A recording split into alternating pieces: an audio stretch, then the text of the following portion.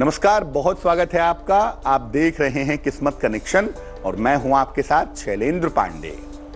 नव संवत की शुरुआत होने वाली है, यानी भारतीय पंचांग के हिसाब से, हिंदू पंचांग के हिसाब से नए साल की शुरुआत अब होने वाली है। इस नए साल की शुरुआत का महत्व क्या है और भारतीय पंचांग के हिसाब से जब नया साल शुरू होता है तो उसमें कौन सी खास बातें होती हैं, आज इसको समझने की कोशिश करेंगे। बात आपके राशियों की करेंगे, आपके सवाल का जवाब भी देंगे, लेकिन सबसे पहले जानेंगे गुड लक।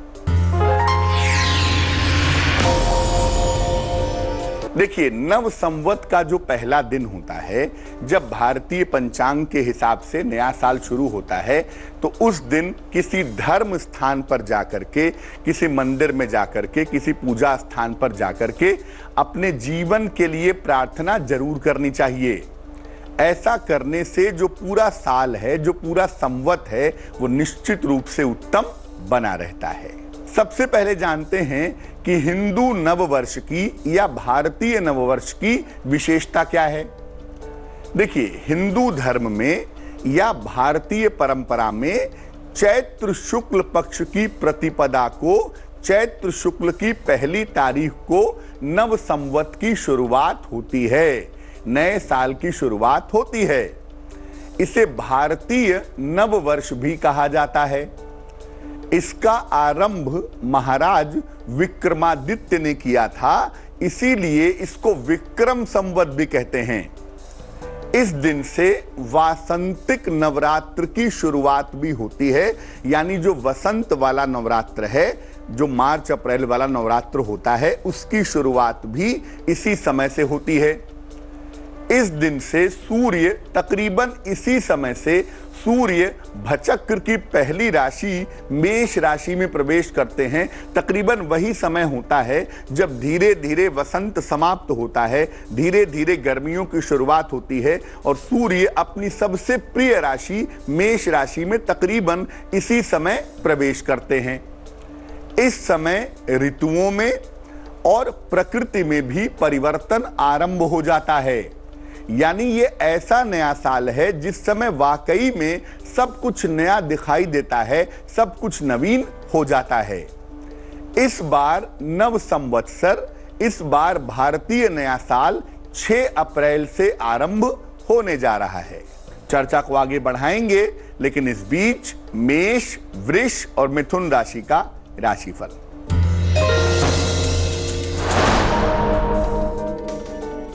मेष राशि, घर के तमाम दायित्वों को निभाना पड़ेगा, काफी दौड़ भाग रहेगी, माता या पत्नी की सेहत बिगड़ सकती है। शुभ रंग धानी और भाग्य होगा 60%।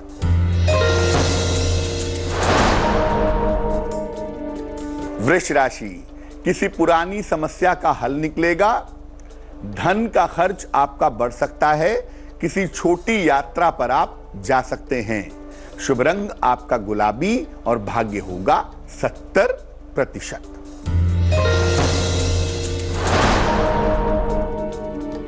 मिथुन राशि, नौकरी व्यवसाय में बड़ा अवसर मिलेगा, संतान की समस्या हल होगी, पुराना फंसा हुआ धन आपको मिल सकता है। शुभ रंग आपका पीला होगा और भाग्य होगा 80%। अब ये जानते हैं कि जो भारतीय नववर्ष है या नव संवत्सर है, ज्योतिष के मामले में, ज्योतिष के हिसाब से इसका महत्व क्या है।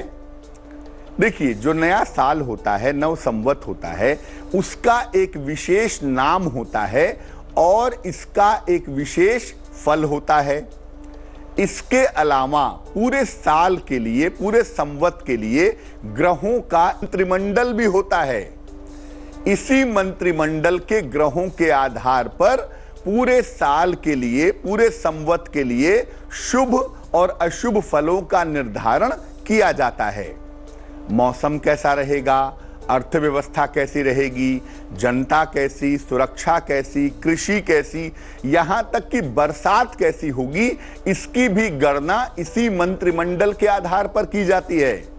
यानी कौन सा ग्रह राजा है, कौन सा ग्रह मंत्री है, कौन सा ग्रह सेनापति है, ये हर साल में बदल जाते हैं। और जब नए राजा, नए मंत्री, नए सेनापति होते हैं तो उनके आधार पर यह समझा जाता है कि जो नव संवत्सर या नया साल शुरू हो रहा है उस नए साल में लोगों के जीवन पर कैसा प्रभाव पड़ेगा, कैसा असर पड़ेगा। तो इस नव संवत्सर के राजा कौन है, मंत्री कौन है, इसको समझेंगे। लेकिन उसके पहले कर्क, सिंह और कन्या राशि का राशिफल।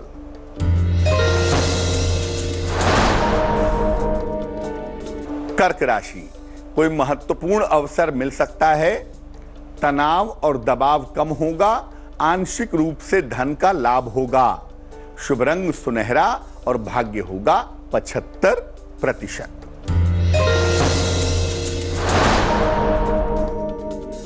सिंह राशि, स्वास्थ्य का ध्यान बनाए रखें, वाद विवाद से बचाव करें, खाने पीने की वस्तु का दान करें, शुभ रंग आपका लाल और भाग्य होगा 60%।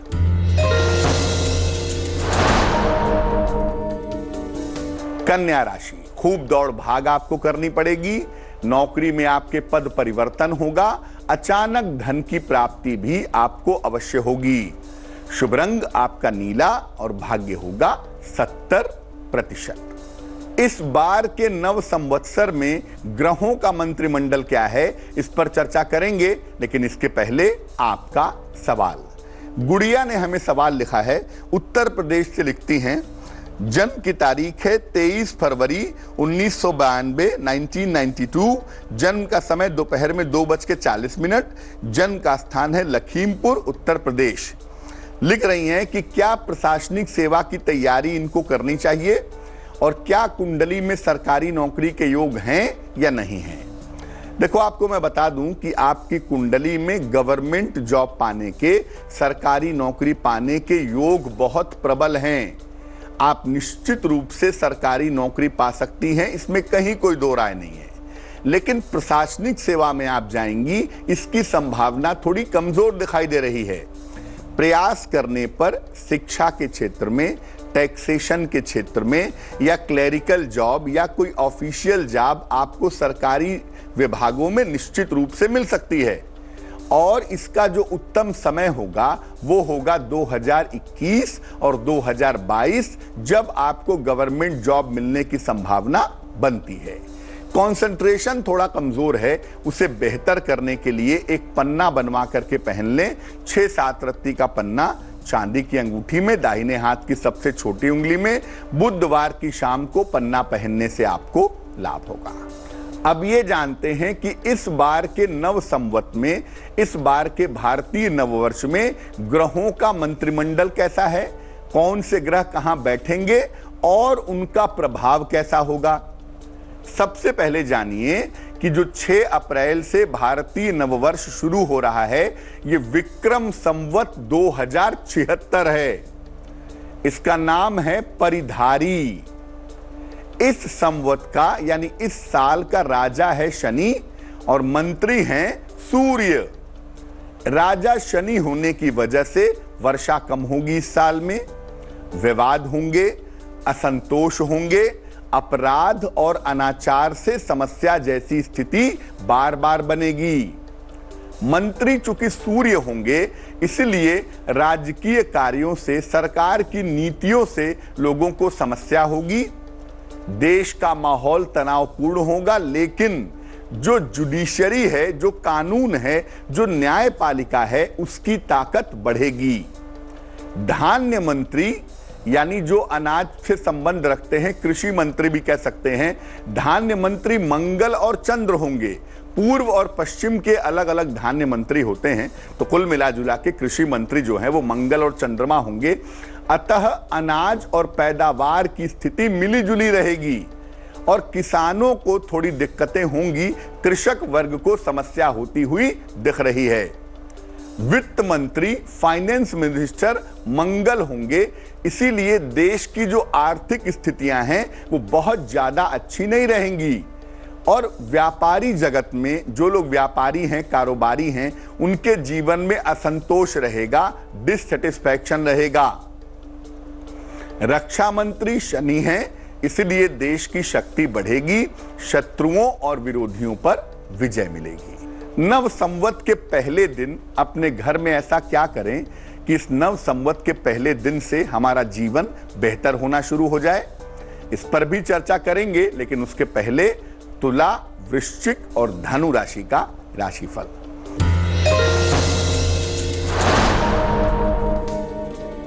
तुला राशि, नौकरी में परिवर्तन के योग हैं, धन के लिए मेहनत करनी पड़ेगी, सेहत थोड़ी कमजोर दिखाई दे रही है।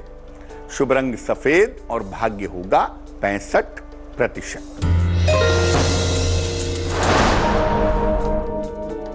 वृश्चिक राशि, मानसिक चिंताएं दूर होंगी, नौकरी में तरक्की होगी, सहयोगियों के साथ रिश्ते अच्छे होंगे। शुभ रंग नारंगी और भाग्य होगा 75%।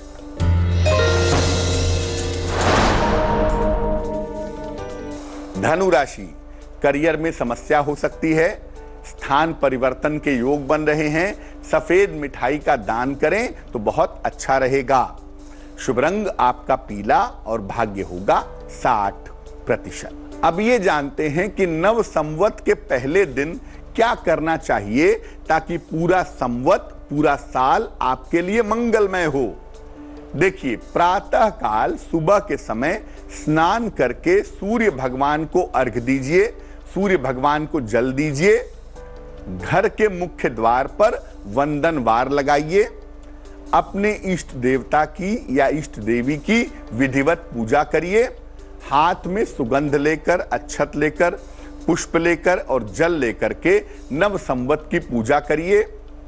भगवान से प्रार्थना कीजिए कि आने वाला जो नव संवत है, नया साल है, वो मंगलकारी हो।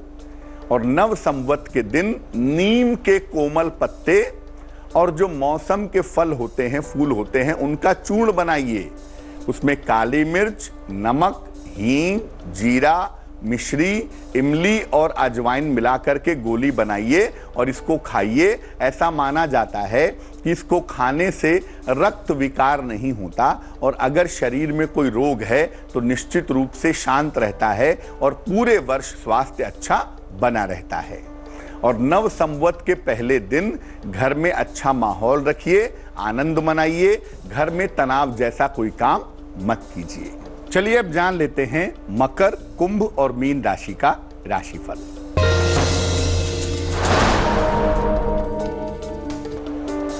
मकर राशि, विवाह और प्रेम के मामले आपके हल होंगे, किसी नई संपत्ति का क्रय करने की संभावना बनती है, चोट चपेट आपको लग सकती है, इसका ध्यान रखिएगा। शुभ रंग आपका फिरोजी और भाग्य होगा 70%। कुंभ राशि, नौकरी में बेहतरी के योग बनते हैं, आर्थिक पक्ष आपका मजबूत होगा, लेकिन काम काफी ज्यादा बढ़ा रहेगा, काम की अधिकता दिखाई दे रही है। शुभ रंग आपका आसमानी और भाग्य होगा 80%।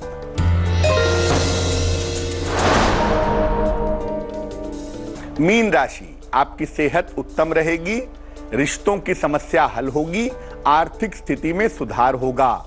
शुभ रंग आपका क्रीम और भाग्य होगा 90%। तो आज हमने बात की नव संवत के बारे में और नव संवत की विशेषताओं के बारे में।